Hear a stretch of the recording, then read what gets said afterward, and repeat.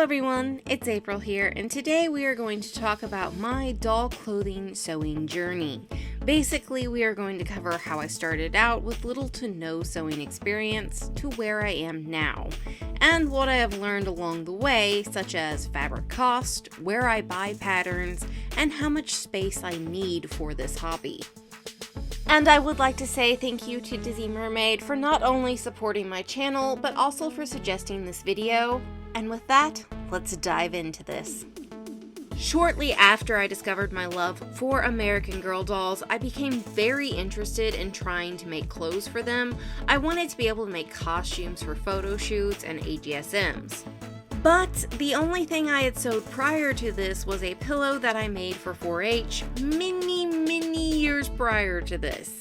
But I did find a few free pattern options online and went to my mom for help.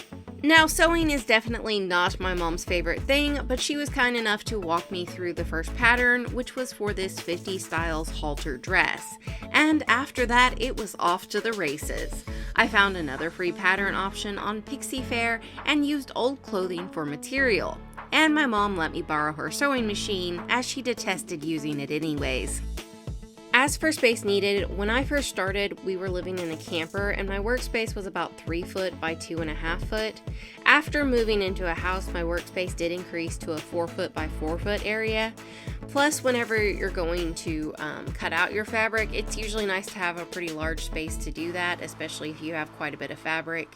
I generally use the table in my hobby room, but you can also just do that in the floor.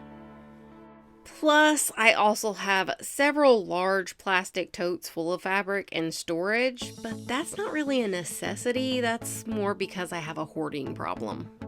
I have been asked a few times what pattern I think you should start with, and you can't really get much easier than a simple skirt pattern, but whenever you're ready to step it up a little bit, I would recommend a tank top pattern or a t-shirt pattern. And the reason that I say that is these items not only work well on their own, but I can't count how many times I've used these patterns for my base patterns. And the ones that I use are free from Pixie Fair, so you can dip your toe in without spending too much money up front. And I will leave a link to those patterns in the description below. So now you might be wondering, exactly what equipment do I need to start sewing? And I would recommend, first of all, you need a way to print your patterns. You need good fabric scissors, a seam ripper, ideally pinking shears, thread, and a sewing machine, preferably one that has the capability of doing both the straight stitch and a zigzag stitch. For my thread to begin with, I got an assortment thread kit from Walmart to start, but I recently discovered Hobby Lobby has their thread on sale quite frequently for 99 cents a spool, and I do like their thread better.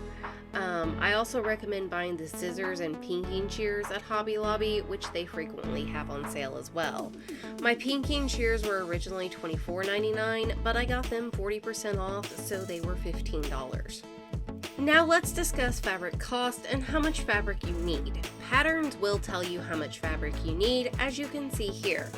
For most projects, I only have to buy a 1/4 yard of fabric if I'm not making a full dress. Try to buy my fabric when it's 40% off.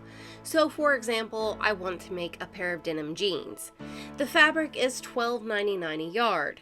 So I take $12.99 minus 40%, which is $5.19, making the fabric $7.80 a yard.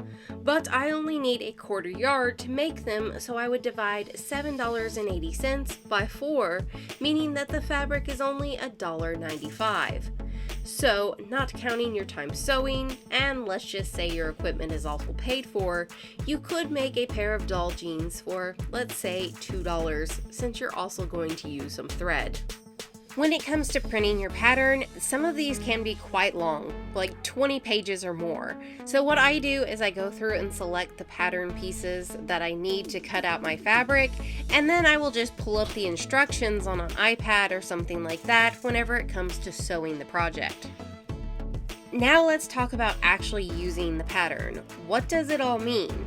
Okay, once again, I am not an expert, but what I have been doing seems to work, so let me walk you through some basics. Whenever you first print your pattern, you will want to look for this little box, and that is going to let you know if your pattern has printed in the correct scale. So you always want to just double check that to make sure it's good.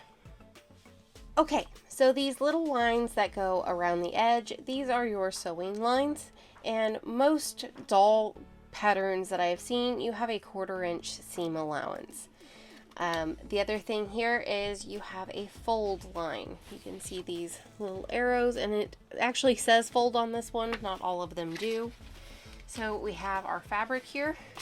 So if I was going to cut this out, I would fold my fabric over, line this up, and then cut out this pattern piece. One thing that you want to be aware of, especially if you have lined fabric or jeans, you have different grains of fabric, is what direction it goes. So usually there will be an arrow that lets you know it needs to go this way. Like here's 2 different pieces to let you know that it needs to go up and down. So whenever you're laying out your fabric, you can lay it in line with the grain instead of against the grain. Whenever you have your pattern pieces, it will tell you how many cuts you need to make.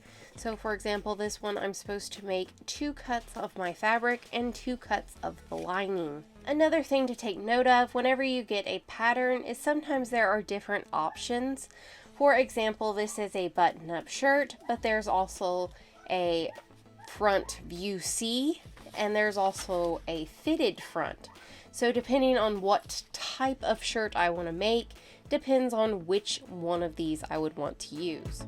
Basically, if I ever run into a problem, I just Google the issue. I still run into frustrating problems all the time, and I'm still learning about sewing different fabric types, especially if they are stretchy. Most problems that I run into with my machine are easy to repair: bent needles, wrong needles, etc. Though about 10 months ago, my mom's sewing machine gave out and it wasn't worth repairing. That's why I replaced it with my current machine, which I love so much, but it was spendy. I have now sold enough clothes to pay off that investment, but it took about 8 months to do so. Granted, I didn't sew doll clothes full time, and I have a tendency to undercharge for my doll clothes or give them away. There are a number of different places where you can buy your patterns. The majority of my patterns I've gotten from Pixie Fair. And I also wanted to let you know that Pixie Fair does something called Freebie Friday, so sometimes you can get free patterns that normally cost money. This week it is a free doll book pattern. I've also bought several patterns through various Etsy stores. The options are pretty much endless. Well, I do hope that you have found this video helpful. That's all I have for you today. If you like this video and would like to see more like it, please be sure to subscribe and ring the bell below to get notified as soon as I post new videos in the future. I hope you have an adorable day and that I see you next time.